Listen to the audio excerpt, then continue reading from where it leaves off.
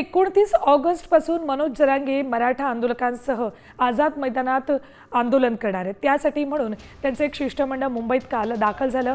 आता ते आझाद मैदानाची पाहणी करतात। या मैदानामध्ये आंदोलनासाठी व्यवस्था करता येईल का याची पाहणी केली जाते। तर याशिवाय मुंबईतल्या बीकेसी आणि छत्रपती शिवाजी महाराज मैदानाची सुद्धा पाहणी मंडळाकडून केली जाणार आहे।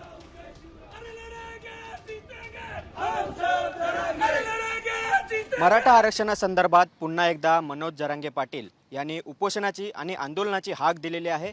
29 ऑगस्टला आझाद मैदानात उपोषणाला बसणार अशी रोखठोक भूमिका आणि एकतर इथून विजयाचा रथ जाईल अन्यथा माझ्या अंत्ययात्रेचा रथ निघेल अशी आक्रमक भूमिका मनोज जरांगे पाटील यांनी पुन्हा एकदा घेतली आणि त्या संदर्भात आता अंतरवली सराटीतून आणि राज्यभरातून या ठिकाणी मराठा बांधव आहेत ते आझाद मैदानात पोहोचलेले आहेत आणि आपण या ठिकाणी या मैदानाची पाहणी केली जाणार आहे। 29 ऑगस्टला या ठिकाणी उपोषणाला सुरुवात होणार आहे। मनोज जरांगे पाटील स्वतः या ठिकाणी या आंदोलनाला आणि या उपोषणाला या ठिकाणी उपस्थित राहणार आहेत आणि त्यापूर्वी हे या ठिकाणी आपण बघतोय की सर्व मराठा आंदोलक आहेत ते या ठिकाणी आझाद मैदानात पाहणी करण्यासाठी पोहोचलेले आहेत। आता फक्त आम्ही मुक्कामाला इथं आलो, थांबलो येऊन मनोज दादांचा आदेश आल्यानंतर आणि मुंबईची टीम आल्यानंतर पाहणी केल्यानंतर जे मनोज दादा सांगतील आणि मुंबईची आणि सगळे संयुक्त टीम ठरण त्याच वेळी आम्ही आपल्याशी बोलणार आहोत। तोपर्यंत आम्हाला या विषयावर काहीच बोलायचं नाही। काही आचारसंहिता आहेत, त्याच्यामुळे काही आचारसंहिता आमच्या आंदोलनाच्या आहेत, त्या आचारसंहिता पाळणं आमचं कर्तव्य आहे।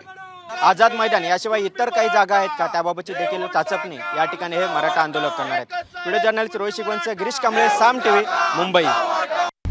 आता isakal.com आहे देशातील नंबर 1 ची मराठी न्यूज वेबसाईट। प्रत्येक अपडेटसाठी isakal.com ला नक्की भेट द्या।